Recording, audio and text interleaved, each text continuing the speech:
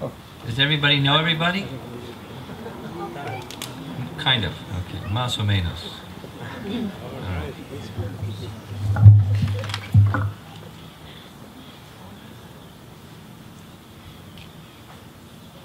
I think the first time I had the opportunity to speak in the same time, the same place with Radhanath Maharaj was this, where Radhadasi was describing, in this wonderful temple in the downtown area of Bombay, and it was very wonderful. It's always very nice being with, and since then it's happened several times, actually several times in our Chicago temple. But somehow, I haven't been in San Diego, and I can't even count the number. I have more than my toes and fingers. So many years ago that I came. And just coincidentally, with Radhanath Maharaj at the same time. So I'm happy to be with him and together to be with you. We were asked to speak on the same topic, so just take the topic and expand the topic. And the topic is loving relationships.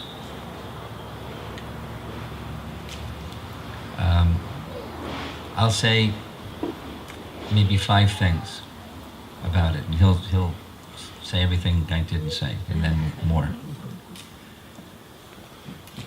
One of my favorite sayings about Krishna consciousness is it's all about relationships, ultimately our relationship with God.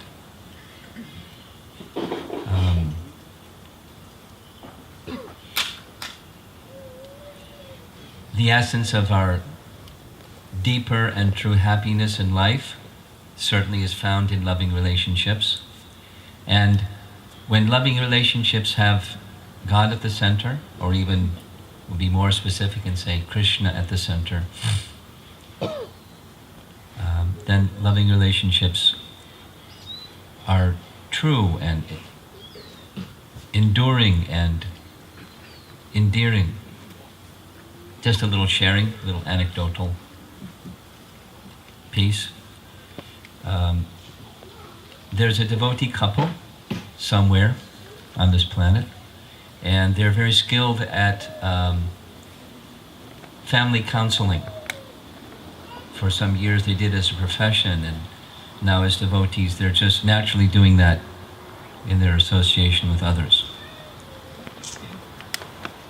So there's another couple. He's a very nice devotee. She's a very nice devotee, and they got married. Then something happened a little bit later. A little friction in their marriage. So she went and he went and to get counseling, and it wasn't working out, And I suggested, why don't you try this very nice couple that I know? They're very good. So they went and worked out, just like that. So I spoke to the wife and said, wow, congratulations, you have a magic touch. She said it was really simple. She said, I just reminded them of why they got married. and she said, there's a saying that's, I'm holding up my hand like this, there's a saying from Mother Teresa, that the bottom line of which is, I'll come to the bottom line, but there's a whole series of statements where it says, she put this on her wall in Calcutta, and if you try to be generous and kind to other people, they may take advantage of you. Be kind anyway. If you try to go out of your way to assist other people, some persons may fault you, though you have some motivation. Be kind anyway. If you work your whole life and try to develop something that's a very wonderful offering to the world, in a short period of time thereafter, somebody may dismantle the whole thing very quickly, build something very wonderful anyway. And like a whole series of these things like that. If you act with selflessness, people will criticize you. You have some motivations. Act selflessly anyway. And then the whole series. And at the end, it was something like this. And in the final analysis, it's not between you and them. It's in relation to God anyway.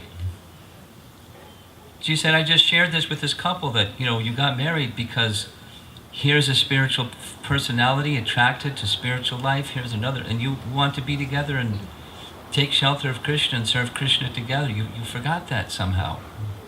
Just remember that. That's the essence of the bond between and the affection that you have for each other.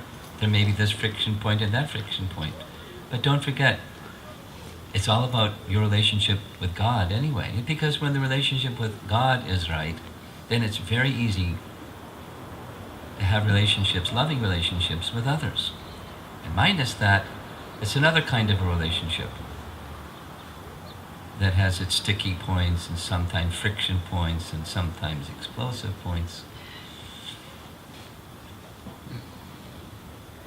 That's one, sharing.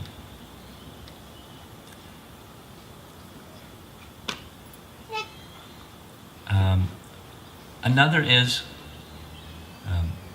hearing, just like we're doing this evening, coming together and hearing what we say in the language of the Bhagavatam, Krishna Katha, or topics about Krishna. Just hearing topics about Krishna. Kathayantas chamam nityam tushanti cha ramanti cha. A verse from Bhagavad Gita.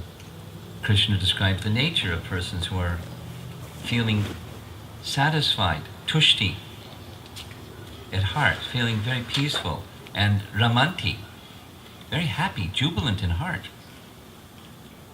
And how does that jubilation and satisfaction come? It comes from their hearing and discussing together spiritual sound vibration topics. So I'm going to read just one verse from a section of Srimad Bhagavatam, which is about that big in its translation and commentary. It's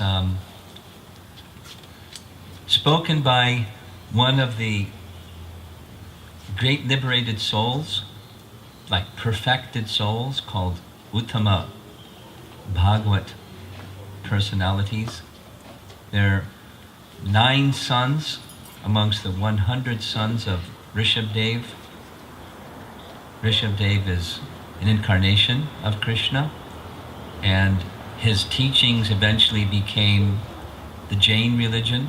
So, being nonviolent and respecting life, the principles of Rishabdev's teachings became the teachings, principles of the Jain religion. So amongst his 100 sons, some number of them became learned priestly personalities. Another number of them became kings and ruled the earth. And another 9 just became perfectly realized transcendentalists. And they were very gifted. They had powers, mystic powers, whereby they could travel not just anywhere on earth, but anywhere at will, just by their willing to do so. They were totally detached from worldly things and totally fixed in all spiritual things. So one day, they happened to be in a place where a great king named Maharaja Nimi was performing a sacrifice, a ritual.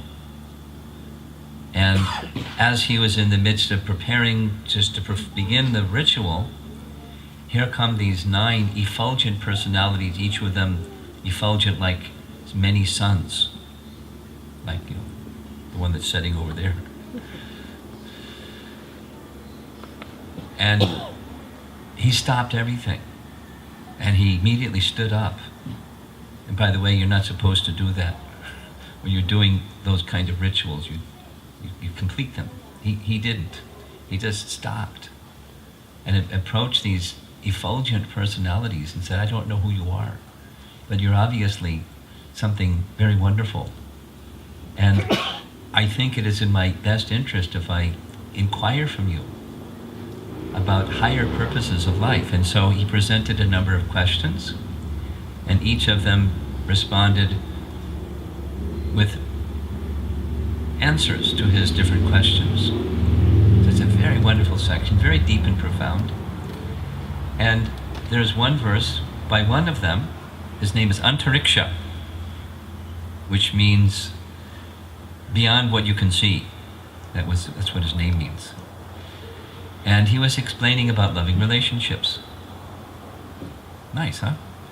And in his description, he expresses, I'll read the verse, but let's paraphrase first. He expresses that when spiritually minded persons, now I don't know you, but I understand about you that you're spiritually minded persons of different backgrounds and different persuasions and so forth, but spiritually minded persons. So he says, when spiritually minded persons come together and they discuss topics about transcendence, specifically topics about Krishna, then something happens, like magic happens, like spiritual magic happens. And their hearts become soft, their hearts become cleansed, and loving relationships ensue. I'll read the verse and then just explain a little bit.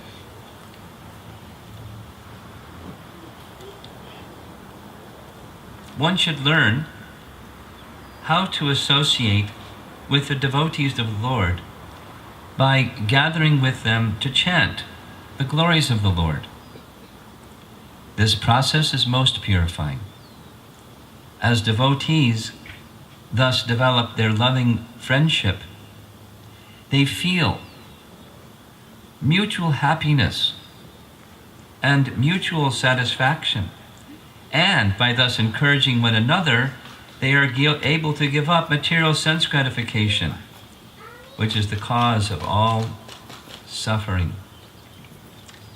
So part of what we were doing earlier, the singing, is just names of the Supreme Lord. And whatever the language one, whatever the culture one comes from, one of the places that I visit, because I just like the people so much, is China. I made a commitment to regularly go to China. And one of the things I like about the Chinese people, appreciate very much, is there isn't a word in the Chinese language for God.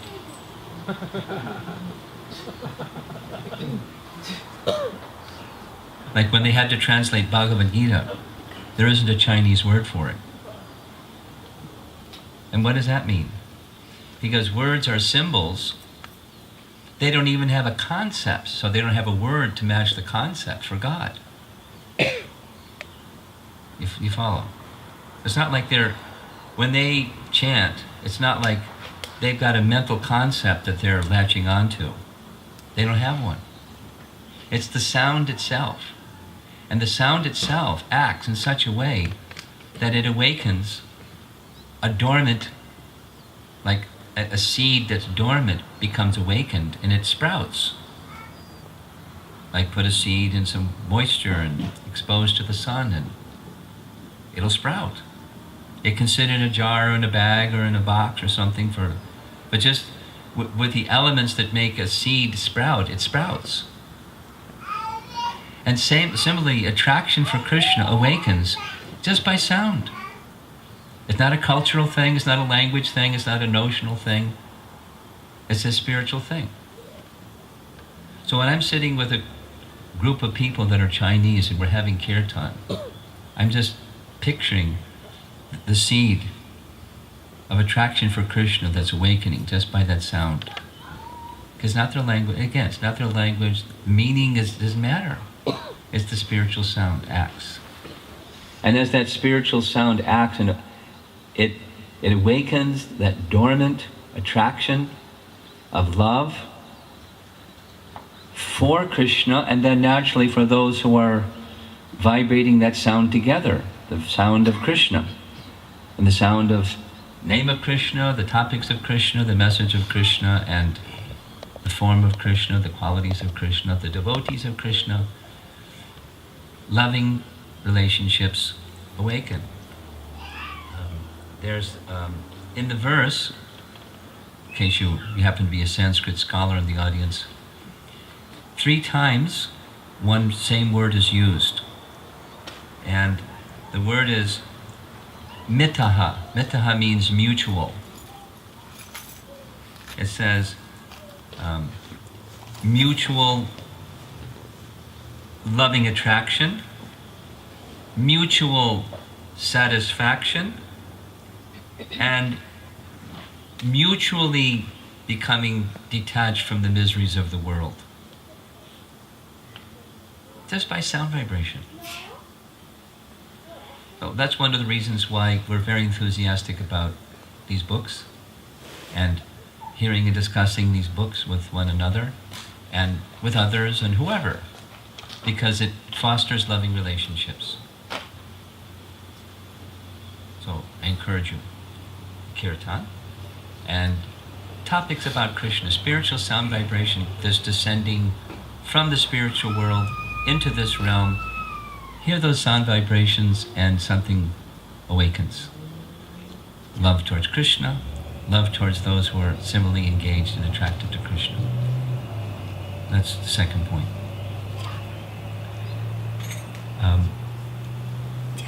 And the last 3 points I'll bundle together and I'm done. One of the places that I like very much is we have a farm community in mid-Pennsylvania. And there's lots of cows, and fantastic land.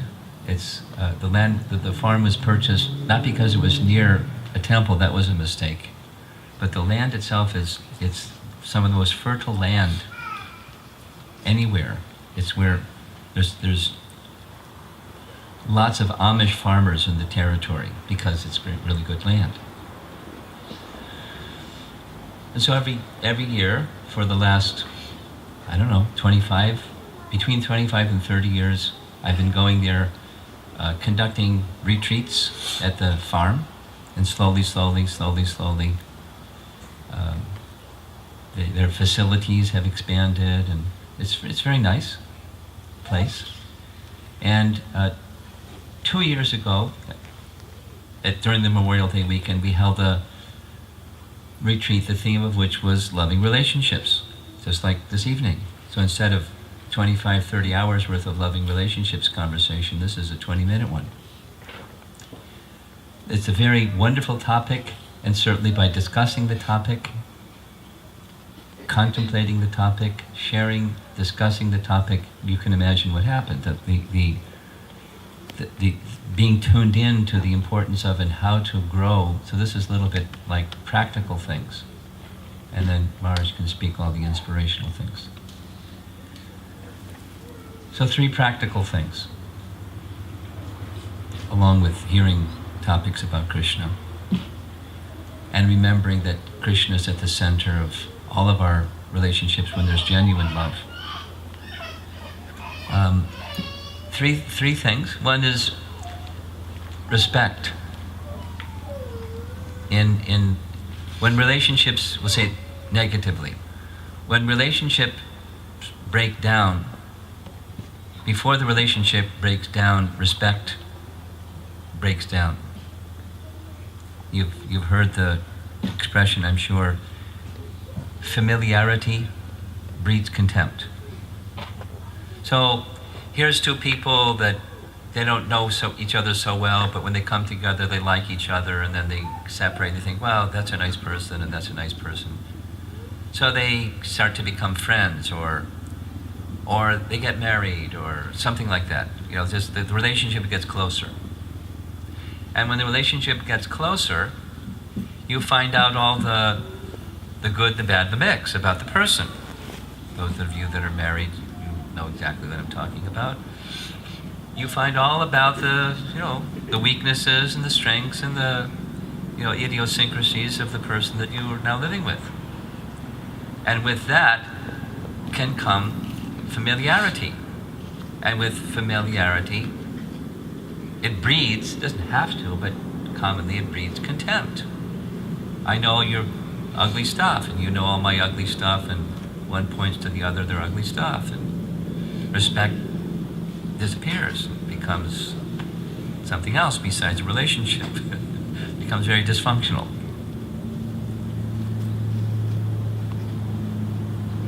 So how to have a close relationship, a loving relationship, it's essential that there's respect.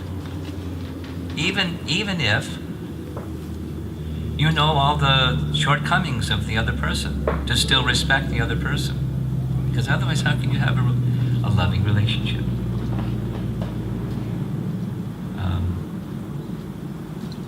I didn't have the kind of relationship that Radhanath Maharaj had with Bhakti-tirtha Swami, but I had enormous admiration for him. And when I stay at our farm in Gitanagari, the place where I stay is the place where Bhakti-tirtha Swami, who's now departed from this world, he would stay. And on the wall, there's this nice saying about a friend. And it goes something like this. A friend is one who knows you. They know where you've been. They know what your shortcomings are. They accept you for who you are.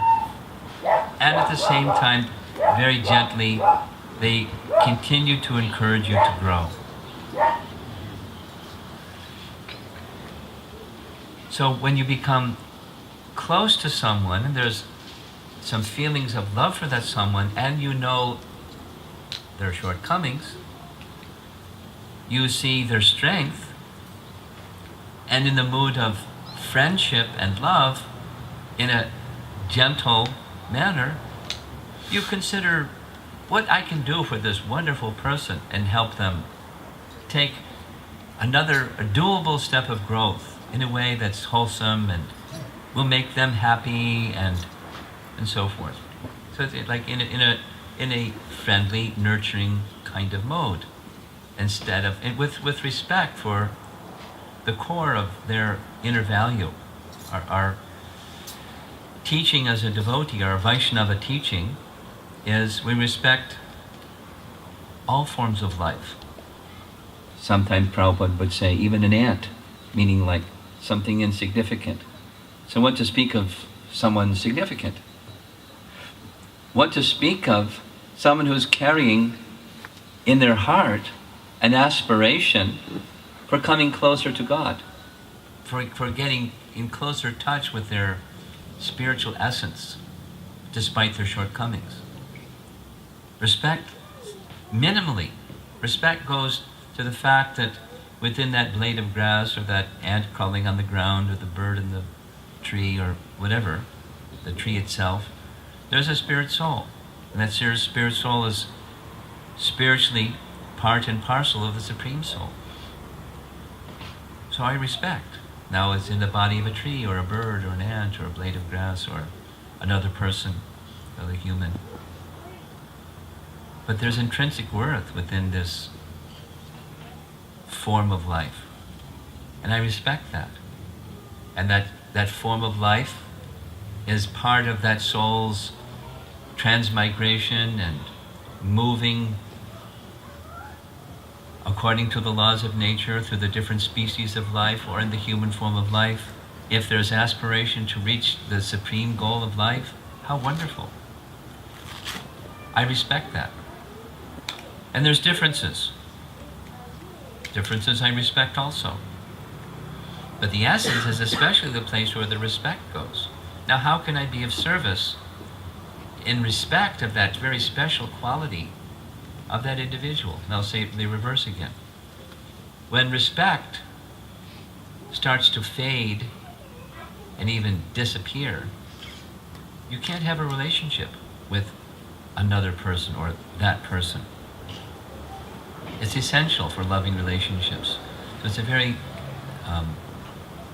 essential, not just nice, but it's an essential part of loving relationships.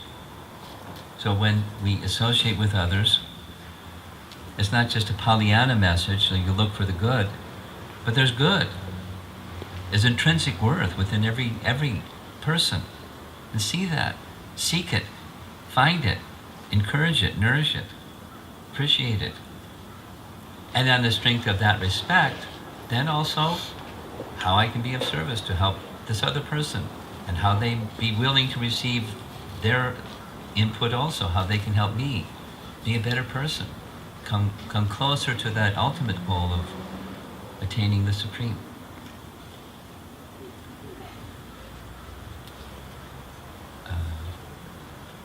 Then just 2 other points and I'm done. Now, each of these points that I'm speaking was like, long description with different scriptural references and looking from different angles. Because of our time, I'm just speaking some practical points, or trying. For loving relationships, there's a group of us who get together from time to time in a scheduled manner. Like your counselors, we're calling them mentors. So we have meeting or gatherings amongst those who are doing extending care, spiritual care to others. And our appreciation is that as we who are extending spiritual care to others, if we want to model what that spiritual care to others is, it's so much dependent upon our spiritual care for one another.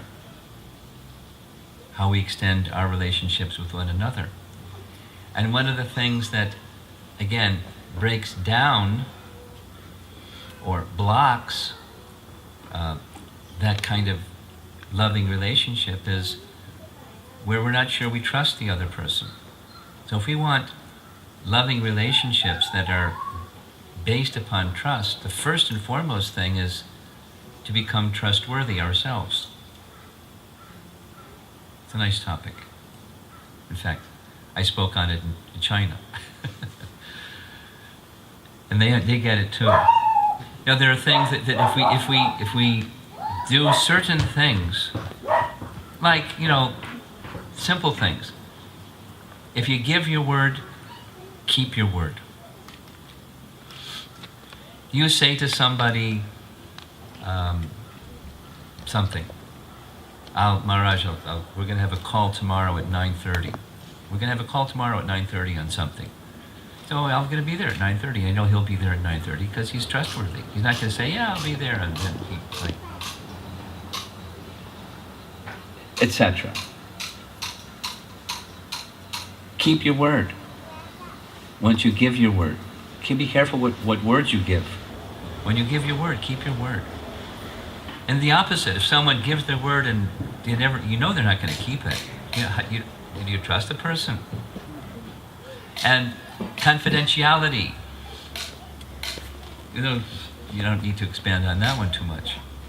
Someone shares something with you in confidence, and next thing you know, it's all over the universe. Is that person going to share something in confidence with you again? Probably not. And if they're not going to share something in confidence, it's due to lack of trust. Without the long list, because of the time, consider those things that you find in others that make you trust others, and try to be that yourself. Be trustworthy, and it invokes trust, and then you can have loving relationships, because in loving relationships, according to our acharyas, our teachers, predecessor teachers, one of the symptoms of a loving relationship is disclosing one's mind in confidence and hearing others disclose their mind to you in confidence. But there may be reluctance to disclose one's mind in confidence if one isn't trustworthy. What are you going to do with that information? So be trustworthy, and it fosters loving relationships. It's something I can practically do. Be a trustworthy person. And then, because there's so many lonely people in the world, they'd like without exception. Everyone wants to love others and experience love of others for them. It's universal. Love and be loved. So start with being trustworthy. And final thing, I mentioned it already, but it's certainly worth repeating. Have a proper spiritual conception of others. I'm just going to share now something that I present in colleges. One of the things I present in colleges is about relationships. And it takes 45 minutes, but the punchline is, if I don't understand the other person properly and the other person doesn't understand me and I try to have a relationship with them, what is it? And to understand another person without having truly a spiritual conception, because that's who the other person is, a spiritual being, and nor a spiritual conception of myself, and I try to have a loving relationship, it's going to be something else. Good try, but it's going to be something else. If we want to have very real, genuine, sustainable, durable, happy, loving relationships, we have to come to the spiritual conception of ourselves and of others. Vidya vanaya sampane brahmani gavi hastani shuni chaiva supaki cha pandita samadarshana, Krishna says in Bhagavad Gita. Pandita means learned person who can see that the spiritual equality of all living beings, regardless of their life form or who they are or where they've come from or their culture or their background or their religion or their race or their whatever. The spiritual quality and more broadly the spiritual equality. So many differences. But the spiritual foundation of myself and others, and together let us then consider us a loving relationship with one another, where based on these points already mentioned, especially this hearing of descending spiritual sound vibrations together, cleansing, mutually feeling some happiness, mutually feeling the upliftment and cleansing, and appreciating that mutual connection with the Supreme, then going forward step by step in acting, developing, and acting within a loving relationship with one another. These are like little building blocks or practical items that can foster loving relationships. So we had a pre-agreement, and I'm going to keep it, that I would speak for a little while and then Maharaja would speak. So he'll give you all the inspirational part. You can see, you take some of the nuts and bolts, put that together with the inspirational part, and put together some loving relationships.